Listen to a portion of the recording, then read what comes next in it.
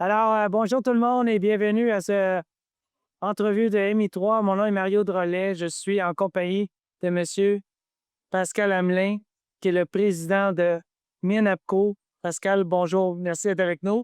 Merci Mario pour l'invitation. Toujours un plaisir de se voir. Effectivement, moi et Pascal, on a une belle histoire ensemble. Effectivement, je connais Pascal depuis plusieurs années. Pascal, tu commençais à nous parler de ton background. Moi, je te connais, mais pour nos auditeurs. C'est ça, Pascal Hamelin, président et chef de la direction de Ménapo depuis 3 ans.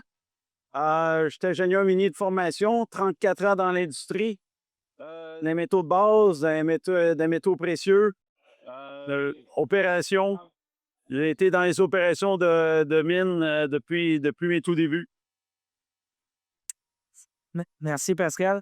Alors, Pascal, je peux te dire que depuis que tu es à bord de Vinapco, OK, le visage de la société, bien entendu, a effectivement changé. Vous continuez toujours la progression en ayant une opération minière, plus, puis ça, je trouve ça vraiment intéressant, vous vous intéressez à l'exploration régionale. Si tu veux parler un peu du business plan de d'APCO. Oui, oui. C'est sur mettons, à court terme, c'est certain que c'est de démarrer à mine géant dormant. On a des ressources sous terre indiquées.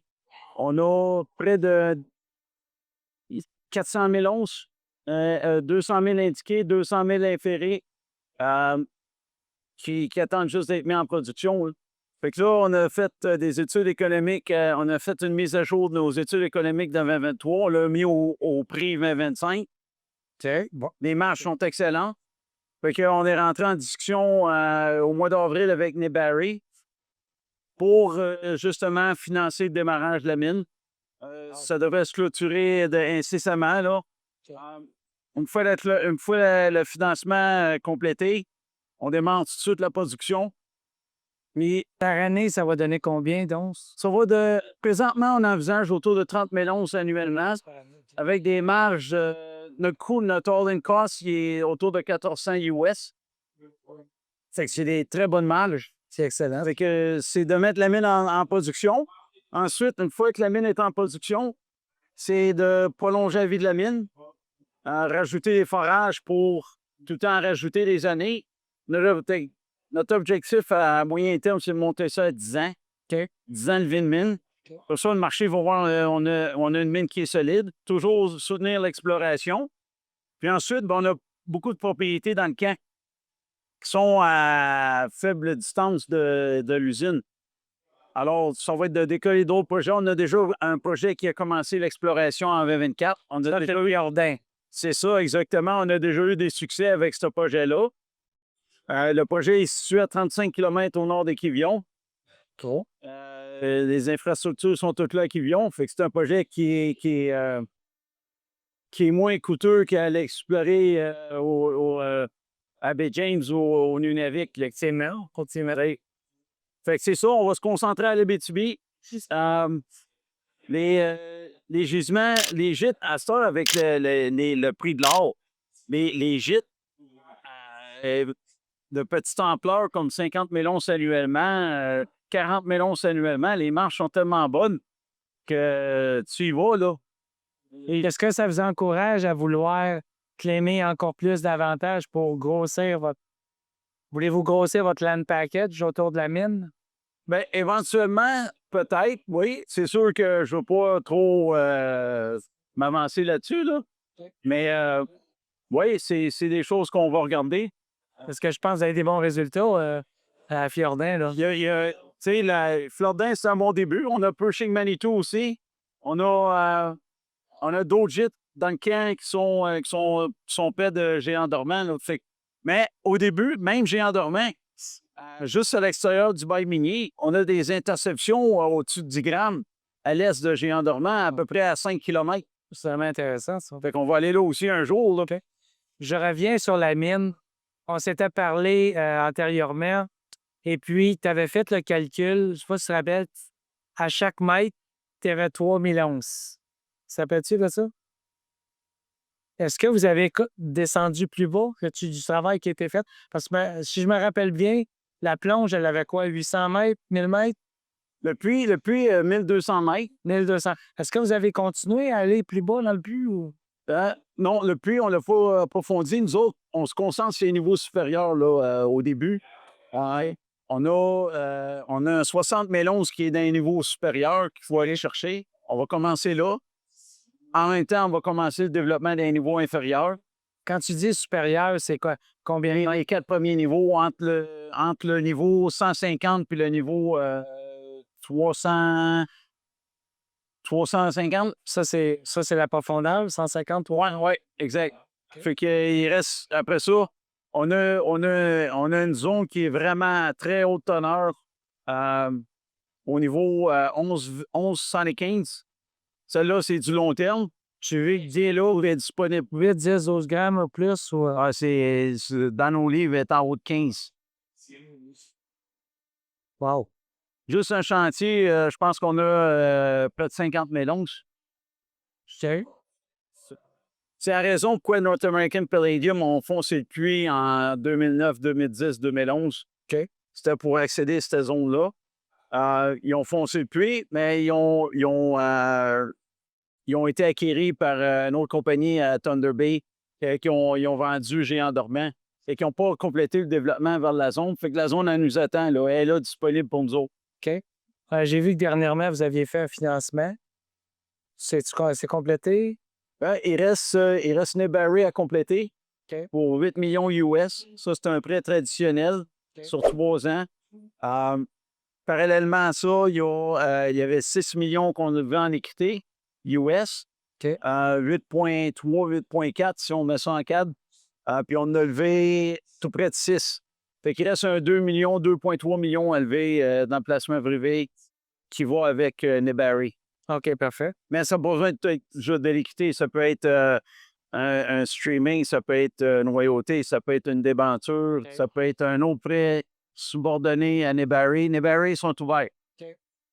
Alors, OK, ça m'amenait à l'autre question, à savoir, au niveau acceptabilité sociale, le restart de la mine, le projet était là, t'es connu. C'est souvent tu sais, quand vous avez le projet Méthanol Bachelor, comment ça faisait travailler le monde, tu sais, souvent, ça a un impact. Tes municipalités, il y a des redevances, des taxes. Comment c'est reçu? Bien, nous autres, c'est la communauté d'Amos. Fait que c'est sûr, la communauté d'affaires d'Amos s'attend à des retombées économiques, là, tu sais. Fait que nous autres, on a le principe de la goutte d'eau, j'appelle, c'est qu'on donne, on essaie de donner le plus possible des contrats aux gens d'Amos. L'exemple, je vais te donner un exemple. Au niveau du parc à résidus, on a un entrepreneur présentement qui vient de Saint-Félix-de-Dalquier, qui est juste au sud de Géant-Dormant. Présentement, on n'a pas encore le campement à la mine. Fait que là, présentement, nos employés sont logés à Picogan, au Rodaway Inn. Fait qu'on amène le business à l'hôtel de Picogan. OK. On va partir un programme de formation pour les jeunes de Picogan puis d'Amos. Fait que c'est vraiment, c'est sûr que Il y a des retombées qui sont là, puis que... faut que ça soit local. Oui, c'est vrai. Mais c'est sûr que je vais encourager, pas juste à moi, je vais avoir Rouen, Val-d'Or aussi, mais rarement je vais traverser le parc. OK. Et Montréal, ça va être les gros fournisseurs, là, mais la majeure partie des contrats vont être des gens de la Vétivie, là. OK. Je voulais te demander, vous semblez avoir un excellent actionnariat qui vient d'Europe et du Moyen-Orient. Oui. Tu peux-tu m'en dire un petit mot dessus? Ça m'a toujours captivé, impressionné. Tu sais que... Oui, bien, ça prend du temps, ça a pris des années. Renault a commencé ça. Tu sais, mon prédécesseur. Puis, moi, j'ai pris la balle au bon. J'étais allé en Europe, il faut aller les voir. peux t'aller voir. Fait que c'est sûr que tu fais Zurich, tu fais Francfort, tu fais Munich. Évidemment, Paris, Londres. Là, vous avez des gros actionnaires. Ils détiennent là, des Oh oui, des gros vlogs. Je te dirais presque 40 de nos actionnaires, presque peut-être 50 viennent d'outre-mer.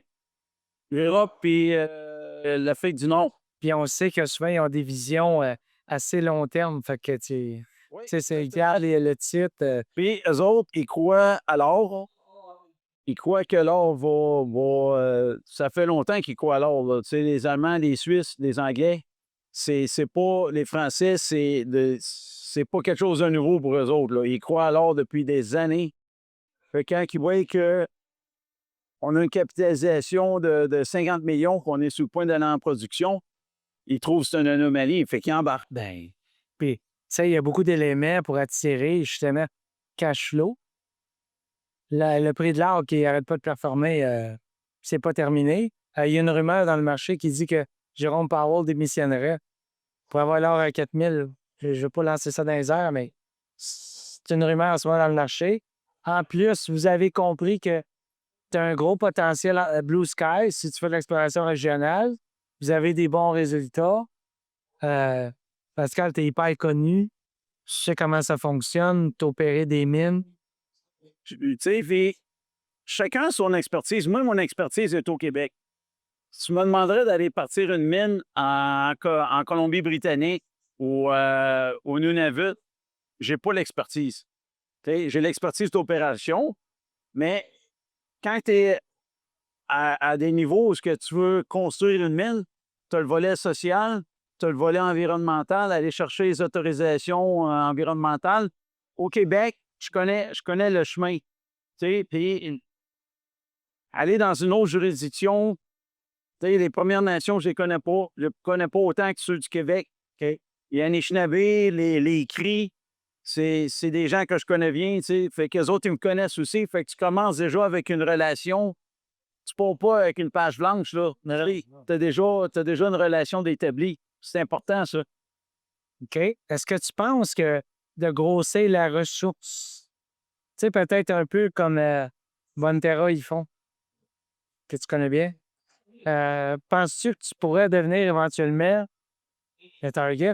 Parce que tu sais que il y a des majeurs que tu leur dis j'ai les clés de la mine, c'est moi qui vais l'opérer. Puis en dernier coup, il arrive, ben toi, dans moi ta clé, je la veux. Oui, Va te donner, c'est toujours, tu sais, hein, c'est là que c'est important d'avoir des bons actionnaires. Tu sais, là, on a des actionnaires qui sont là depuis un certain temps. Ils ont acheté à 5 cents, à 6 cents, à 8 cents. Ils ne voudront pas vendre à 9 cents, là. Ils vont vouloir 20 cents, 30 cents. Mais une majeure, tu vas toujours payer le prix le plus bas. Ça. ben oui, c'est ça. Fait que si on reçoit une offre à 6 cents, je sais ce qui va arriver. Je ne le présenterai même pas. Non, ça ira même pas, elle forcera même pas le voir, lui. Ça, c'est certain. Fait que je voulais savoir, On est protégé de cette façon-là, là. OK, la participation des institutions québécoises, ça ressemble à quoi? Bien, on a un NQ Investissement Minier qui est rentré à l'automne 2024. OK. Je voudrais les remercier. Ça prend tout le temps un pionnier. Oui. C'est surtout du retail. C'est surtout du retail qu'on a dans la peau. OK. L'institutionnel, un jour, je vais les convaincre de rentrer. Tu sais, souvent, il y en a que c'est à cause des juridictions, ils investissent juste au nord. Il y en a, c'est pour l'exploration. C'est ça que j'ai compris avec le temps, que, tu sais, ils ont tous leurs paramètres. Mais, tu sais, d'investir une mine chez nous, moi, je me rappelle, ça a pris énormément de temps avant que les fonds québécois investissent dans Integra Gold. Integra Gold, à Val-d'Or. Fait que je pense qu'à un moment donné, il y a peut-être une reconnaissance qui va se faire. Oh, oui, c'est une question de temps. C'est une question de gagner leur confiance. Ils sont là pour des rendements, eux autres aussi. C'est notre fonds de pension à moi et toi. Fait que c'est important qu'il y ait du bon rendement de leur côté. Bien, ça, c'est certain. Je voulais savoir, c'est quoi la portion en termes de dépenses de travaux d'exploration que, mettons, vous allez faire en 2025? Non, au niveau des dépenses d'exploration sur Fjordin, par exemple, vous allez dépenser combien le reste de l'année?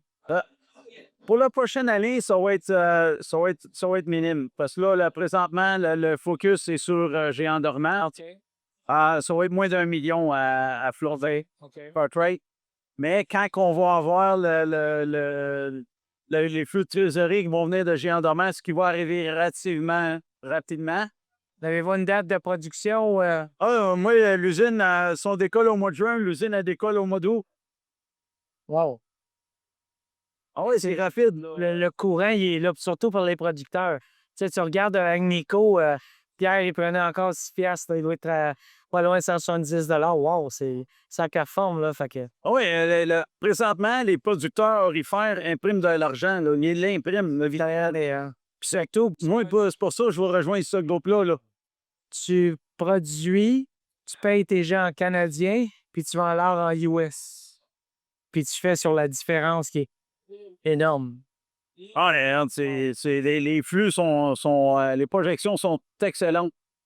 T'as-tu rajouté ton prix de base? Tu sais, parce que souvent, pour faire des projections, on prend un prix de l'or. Souvent, les gens vont être très conservateurs. Il y en a qui prennent, j'ai vu un 4301, 2150 $. Présentement, nous, on utilise long terme, c'est 2450. OK, ça, c'est bien. Très bien. Long terme. C'est sûr, les ventes d'or qu'on va faire en 2025, on les a pas mis en 2004. L'or est à 3003. Fait on a mis 3000 $ l'once. Une projection pour 2025.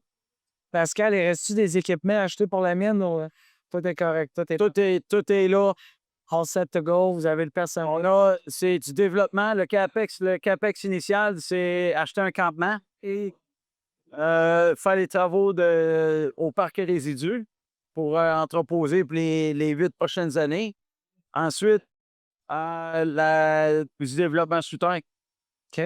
Les équipements sont là.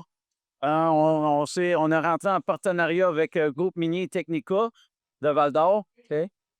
C'est un contracteur minier ça fait plus de 30 ans qu'ils sont dans l'industrie. Ils ont commencé à Sudbury. Là, ils sont maintenant à Val-d'Or. Ils ont une équipe à Val-d'Or. Fait qu'on s'est associé avec eux autres. Ils sont devenus actionnaires de Ménapo. OK. Yes. Fait que, ils ont, comme on dit, les bottines, les bavines suivent les bottines. Ça, c'est le fun de voir ça, Elvis. Allez, vas-y. Mais c'est ça, ils ont mis de l'argent dans pour, puis ils sont partenaires, ils autres. Question, avez-vous toujours je sais qu'à Apcour d'Edney, Apcour Barvu, ça appartient toujours? Oui, ça les projette toujours à Ménaco. Barvu, c'est sûr, à court terme, l'objectif est de le maintenir. Ça, c'est zinc argent. Hein? C'est zinc argent, ça. Hein? Zinc, argent, plomb. OK. Puis, il y a peut-être des minéraux critiques, il faudrait faire des tests. Tu sais, comme il y a beaucoup de minéraux critiques qui sont souvent associés au gîte de zinc. OK. Fait que c'est sûr qu'on aurait des tests à faire, mais à court terme, c'est Géant dormant. Oh, oui, c'est la mine. Tu prends tout le temps. Quand ça s'est démarré, continue l'exploration régionale. Si on a le temps, peut-être on va aller fleurir cet autre projet-là. Alors, merci Pascal, merci pour faire ton temps. Merci à plaisir, Mario, auditeurs.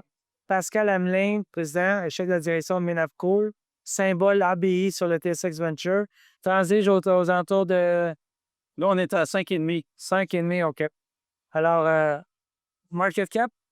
55 millions. 55 millions, c'est pas cher pour une mine de 120. Mais non, juste nos actifs, on vaut 200 millions. Quelle sous-évaluation? Alors, merci à tous nos auditeurs. Merci de votre temps. Et puis, encore une fois, merci Pascal. Bien plaisir. Merci beaucoup.